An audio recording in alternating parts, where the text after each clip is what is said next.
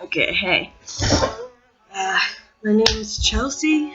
Y'all should already know that. I wanted to take the time out to tell the story of my sister's death, her suicide. So I'm gonna just hop right into it. It was a Friday. It was April 2nd, 2004. We were on the bus on the way home. We had snuck my friend Janelle, who Allison actually liked, onto the bus, and we're on the way home, and this kid, let's just call him B, he told my sister to go kill herself, which Allison took with a grain of salt. That's not why what happened at all. So we were on the way home. We got there. Me and Janelle were playing The Sims downstairs in the basement.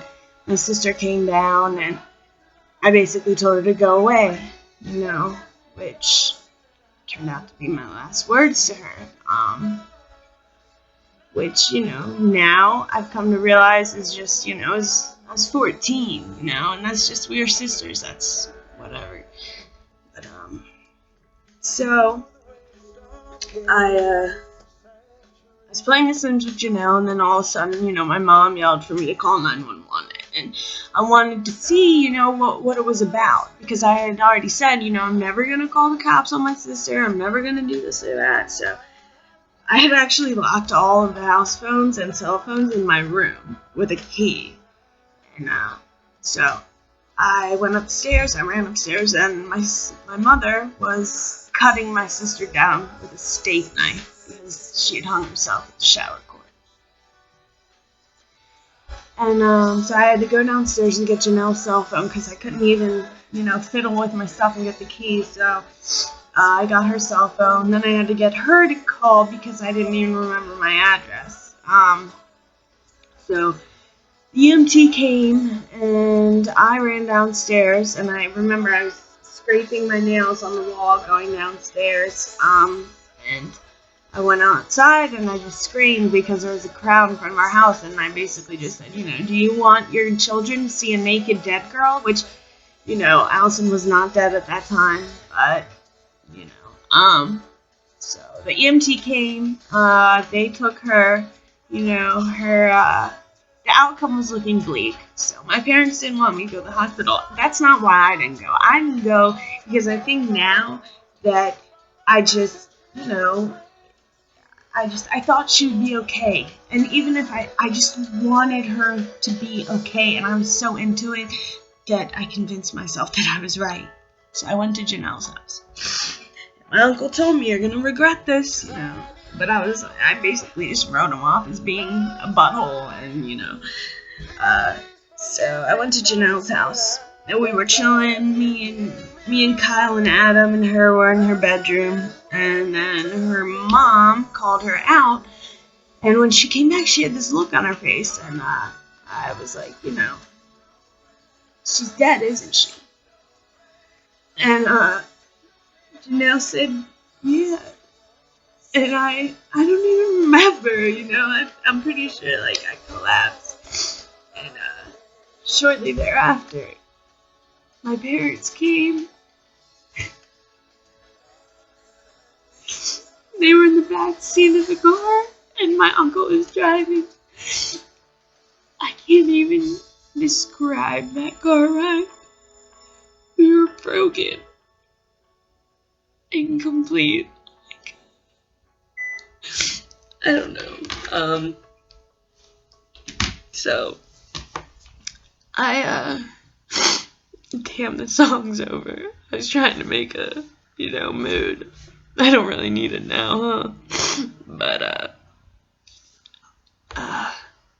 we got home, and I ran upstairs to get Allison's suicide note, which actually, she was so, sarcastic and witty and clever, she actually left, it was an ad for a shower cleaner. It said, kills 99.9% of germs, and it had a gravestone on it, and I came down and showed it to our family friend, Mr. John, and I just, I collapsed, and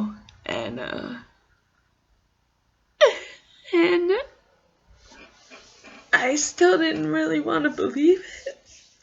So when I woke up the next day, I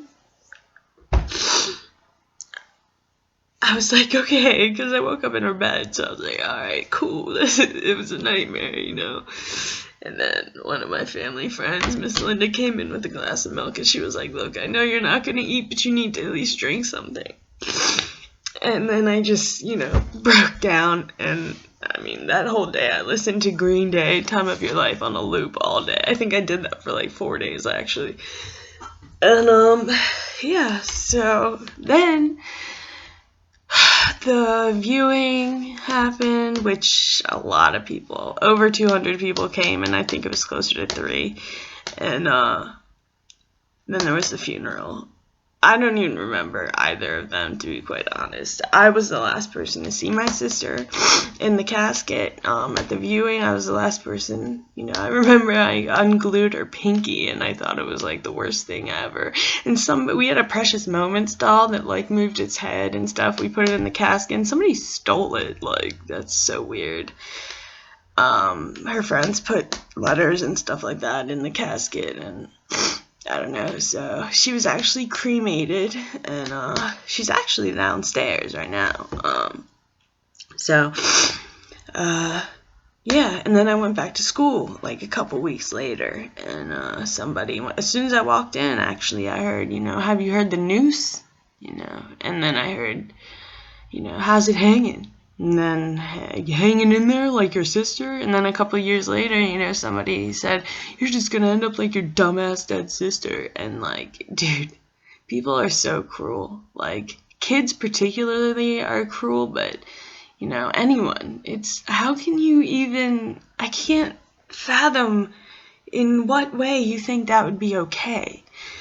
But, yeah, so I just wanted to tell her story. Here is picture of her pictures. You know, that's little me. That's me with a bowl cut, but this is her. She was such a pretty kid. It's me and her. That would be me with the bowl cut and her burying me. And me and her. And then this, I believe, was taken in the year that she killed herself. I don't know, people have told me that I need to get past it and, you know, get over it, and it's hard, and you guys have no idea, and I just let you in a little bit, but you have no idea, you don't, and for those of you that have lost someone the way I have, like, you know, even then, everybody is different. It just, that's how it is. That's how life is. No one person knows how I feel. No one in the world, ever. Because no one's feelings are the exact same as somebody else's. It's just not. It's not reasonable to even think that, you know. But I am working on it. But honestly, not a day goes by, not really an hour goes by that I don't think about my sister. You know, I talk to her. Because in my head, I don't know if she can read minds when she's up there or not. So I want to make sure she hears me, so I vocalize. You know, call me crazy. I don't care.